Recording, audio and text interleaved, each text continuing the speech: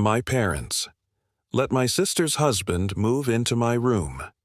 So I left overnight, never called again, and now they cry over the son. They took for granted. I'm a 27-year-old guy, and I've always been the backup plan in my family, not the favorite. Not the golden child, just the fallback option.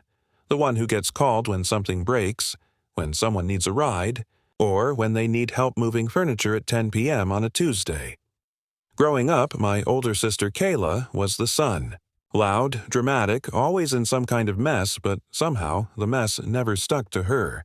She could cry her way out of anything. Late homework? She's under pressure. Skipping school? She needs a break. I'd bring home straight A's, and my mom would barely look up from her phone. Good job, honey. Meanwhile, Kayla would get a C and a participation trophy, and we'd be going out to dinner to celebrate her progress. I used to think if I stayed quiet and reliable long enough, they'd notice me. I thought maybe one day they'd say, "We're proud of you. You make our lives easier." But that moment never came. The more I showed up, the more invisible I became. I remember once, 7th grade, I won a regional science competition. My teacher called my parents, excited to invite them to the award ceremony. Kayla had a meltdown that morning because her boyfriend broke up with her. My mom hugged her while I stood in a dress shirt I ironed myself, holding the certificate alone. The message was always clear. Kayla needed them. I didn't, so I became self-sufficient, fixed my own bike, cooked my own meals by age 12, learned to fake being fine even when I wasn't. I convinced myself that being the quiet one, the dependable one, would eventually earn their respect. It didn't, and I didn't know it then, but that silent role I played would cost me everything, including the only place that felt like mine. My bedroom wasn't much, but it was mine. 4 faded walls, a creaky window that whistled when it rained, and a crooked shelf I built myself. That room was the only space in the house where I didn't feel like a background character. I saved up for every piece in it, my desk, my bookshelf, even the small second-hand mini-fridge I kept under the table so I wouldn't have to fight for fridge space. There was a rhythm to my space, a lamp that hummed softly, posters that reminded me who I was when no one else seemed to care. My guitar leaned against the corner. Never played well, but played often. It was my refuge when the yelling downstairs got too loud, or when Kayla slammed doors and screamed about how no one loved her enough. I'd sit on the floor with headphones in, pretending I was anywhere else.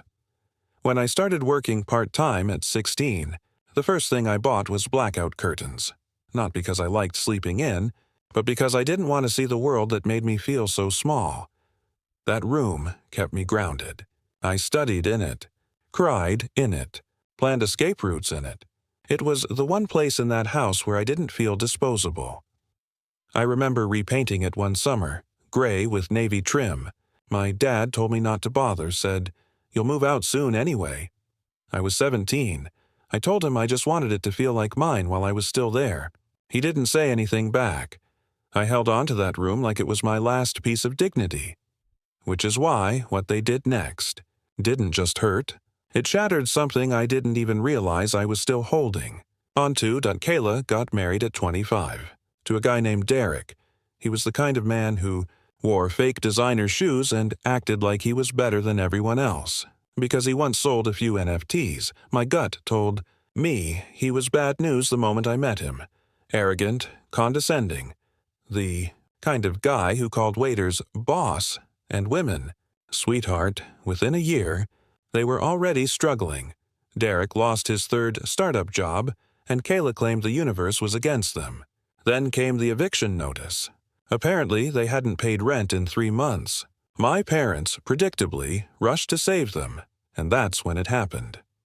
I came home from work one evening to find boxes outside my room. My door was wide open, and Kayla was sitting on my bed, eating takeout while Derek was measuring the wall space for his gaming setup. I just stood there, stunned. "What are you doing in my room?" I asked. Kayla rolled her eyes like I was the inconvenience. "Mom and Dad said we could stay here until we get back on our feet." I turned to my mom in disbelief. She was casually folding laundry in the hallway like this wasn't the most insane thing she'd ever done. "You didn't even ask me?" She didn't even pause. "You're grown. You can sleep on the couch. It's just for a little while. No warning. No discussion. Just decided for me, like my space didn't matter. Like I didn't matter. Derek didn't even acknowledge me. He just muttered, 'Don't worry, man, we'll keep it clean.' As if that was the problem. I stood in the hallway, watching them laugh in my sanctuary, and I realized something chilling. They didn't just take my room. They took my place in this house. That night, I lay on the couch like a guest in my own home. The cushions were uneven, and the springs dug into my back every time I shifted. I could hear Kayla and Derek through the wall, laughing, joking, playing loud music like it was a dorm party.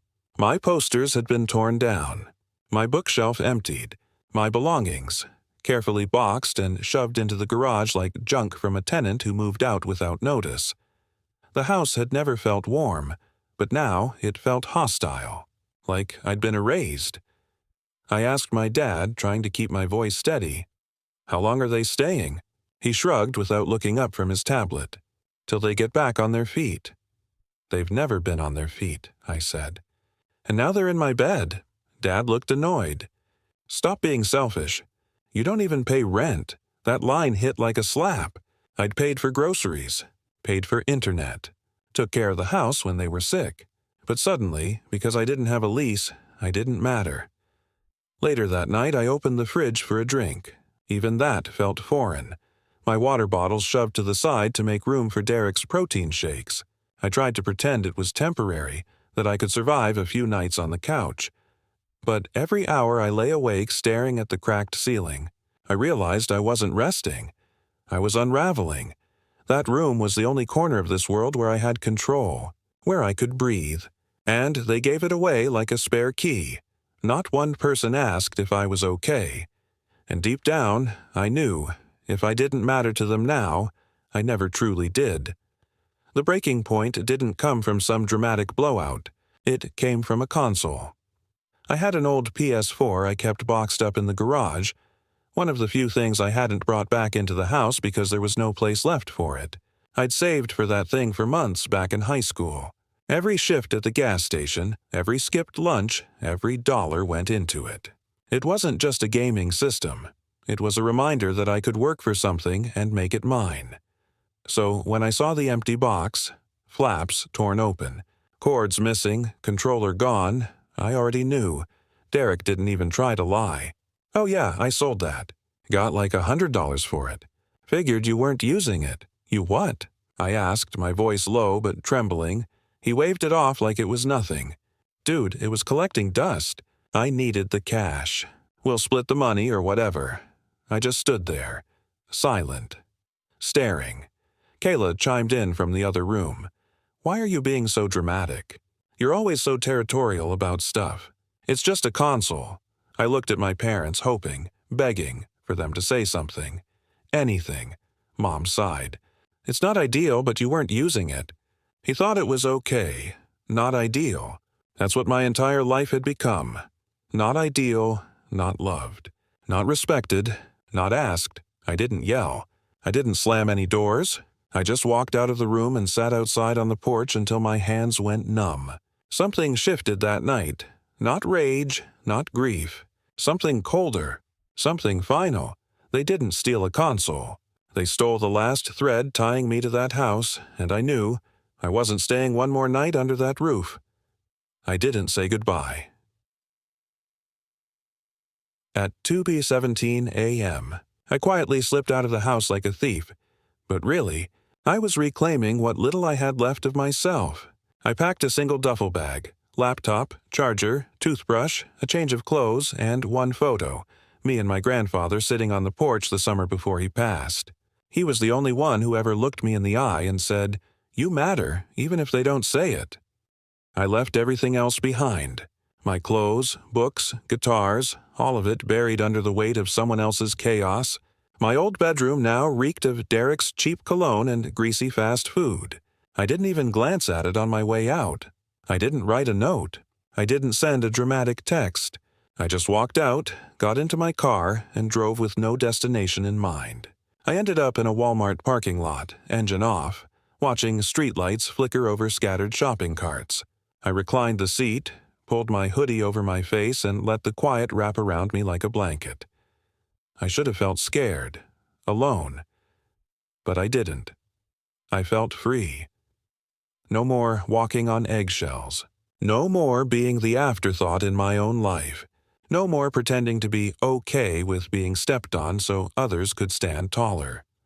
At sunrise, I texted my buddy James, a coworker who'd always said I could crash at his place if I ever needed it. He replied within seconds, "Come over. Doors open." That morning, as I stood under his apartment's hot shower, letting the steam loosen days of tension from my shoulders, I made a quiet vow. If they ever wanted me back, they'd have to look in the mirror first and admit what they threw away. By noon the next day, my phone was blowing up. Missed calls, voicemails, texts. First from my mom, then Kayla, then, surprisingly, my dad. "Where are you? You're being childish. Come home. We didn't mean for you to feel left out. It's just a rough patch. Family sticks together." Not one message asked if I was safe. Not one said, "We're sorry." Every text came coated in guilt and control, like I was the one who disrupted the peace, like my absence was the problem, not everything that forced me to leave. Kayla sent a voice note that I didn't even bother listening to. Just seeing the transcript was enough. "This is why no one ever knows what you're feeling. You shut down. Grow up. Funny how they only noticed my silence when it stopped serving them." I muted the group chat, then blocked Kayla, then my mom. I hesitated with my dad, but eventually I muted him too. I wasn't ready for more lectures disguised as concern. James gave me a spare key that night. His couch was firm but clean. He offered me dinner, actual food, not guilt-served cold, and asked if I wanted to talk. I shook my head and said, "Not yet." And for once, someone respected that boundary. We watched a movie in silence. I didn't cry. I didn't rant. I just existed. The next morning, I woke up and realized I hadn't clenched my jaw all night. I hadn't braced myself for footsteps in the hallway or voices mocking me behind a closed door. I wasn't home, but for the first time in a long time, I wasn't invisible either. And the longer I stayed gone, the more I realized I didn't miss them. I missed the version of me they never let exist. I wish I could say things got easier right away. They didn't. A few weeks into couch surfing, I lost my job. The company downsized and my department was cut. Just like that, I was jobless, homeless, and drifting. I had a couple $100 to my name and no idea what came next. For a moment, I almost called home. Not out of forgiveness, but desperation. But then I imagined walking back into that house. Derek in my room, Kayla pouting, my parents pretending like none of it ever happened. And I couldn't do it. Instead, I found a cheap weekly rental on the edge of town. It smelled like mildew and had a broken heater, but it was mine. I picked up temp work, unloading trucks, folding boxes, odd jobs that didn't ask questions. It wasn't glamorous, but I earned every dollar without having to shrink myself for it. Nights were hard. I ate noodles by candlelight when the power flickered out. Some days I skipped meals. One night the water stopped running mid-shower and I just stood there, shivering, soap in my eyes, laughing bitterly at how ridiculous it all felt. But even at my lowest, I felt more alive than I ever did under their roof. I wasn't surviving off scraps of validation. I wasn't walking on eggshells. I wasn't being told who I had to be to earn their love. I was building something. Broken, messy, barely standing, but mine. And the pain I felt? It didn't come from being alone. It came from the brutal clarity that my family only noticed me when I was useful. When I wasn't, they didn't see me at all, so I kept going. Not because I was brave, but because turning back meant disappearing all over again. It was a Wednesday when everything shifted. I'd just finished. A long shift hauling boxes for a catering company. Hands blistered, back aching, sweat clinging to a second-hand dress shirt. I got home to my dim little apartment and saw the envelope. A job offer. Nothing fancy. A clerical role at a logistics firm I'd applied to weeks ago and forgotten about. Full-time, benefits, enough to breathe again. I sat on the floor, still in my work boots, and just stared at it. Not because I was shocked they hired me, but because for once something good happened without anyone else's help. No one vouched for me. No one made a call. No one handed it to me with conditions or guilt. It was mine. Earned. Undeniably. That Friday, I walked into my new job with clean clothes, a fresh haircut, and a fire in my chest I hadn't felt in years. During lunch, one of the HR ladies asked about my family. I froze. Then, for the first time, I told the truth. We're not close. I had to leave to find peace. She nodded, like it wasn't some shameful secret. Like walking away wasn't weakness, but survival. A week later, I scheduled my first therapy session. The therapist asked me something that cracked me open. What did your parents ever do to make you feel safe? I couldn't answer. I just sat there staring at the floor, throat tightening. Because the truth was, they didn't. They made me feel needed, obligated, convenient, but safe. Never. And that realization hit harder than any insult ever could, because if your own family never made space for your pain, you start believing you don't deserve space at all. It had been almost 9 months since I left when I got the first message. It came from my cousin, Mia. Hey, just so you know, things at your parents' place are bad. Really bad. At first I ignored it. I didn't want updates on a life I'd already buried. But curiosity won. Mia told me Derek had been caught cheating, apparently with one of Kayla's friends. He drained their joint savings and disappeared, leaving Kayla humiliated and broke. My parents had taken her back in, again. But this time it wasn't out of love. It was damage control. The golden child had shattered her own image, and the same parents who once defended every mistake now whispered about how much she's put them through. Mia sent a picture of my old room, Kayla back in it, crib in the corner for her baby. The blue walls I once painted were chipped, the desk gone, and the same window where I used to daydream now half covered with a blanket. It didn't even look like the same space. A few days later, my dad texted, "We miss you. Can we talk?" Then my mom, "We didn't realize how much you did for us. Please come by. Just dinner." I stared at the messages for a long time. Not because I was tempted, but because I couldn't tell if the ache I felt was grief or relief. For years, I'd believed leaving would make me the villain. But now, watching their perfect world collapse without me, I saw the truth. I wasn't the problem. I was the glue, and once I stopped holding everything together, they finally saw the cracks. Still, I didn't reply. Not yet, because for the first time, they were living in the silence they built. The voicemails started getting longer, softer, desperate. My mom's voice cracked in one. "I know we didn't always get it right, but we were trying. We just didn't see how much we were hurting you." Then came the real line that stopped me cold. "You were always so quiet. We thought you were okay." That was the problem. They only ever heard noise. They mistook silence for peace. They couldn't recognize pain unless it screamed, and I never screamed. My dad sent a message 2 days later. "I miss having you around. Things haven't been the same without you." There was no apology, just nostalgia, like I was a favorite old sweater they'd misplaced. Kayla didn't message me directly, but Mia told me she was spiraling, fighting with her parents, drowning in bills, blaming everyone but herself. The golden child was tarnished, and with Derek gone, there was no one left to deflect the mirror. Meanwhile, I was rebuilding, slowly but intentionally. I had a small savings account now. I'd moved into a tiny studio with my own name on the lease. My mornings were quiet, my fridge full, my peace uninterrupted. They wanted me back, but not to love me, to stabilize the mess. And I wasn't interested in being their emotional crutch anymore. So I let the messages sit, unread, undeleted. They weren't reaching out to the son they cherished. They were reaching out to the version of me who tolerated being invisible. And that version, he didn't live here anymore. If they wanted a conversation, they'd have to talk to the man who finally knew his worth, and that man doesn't beg to be seen.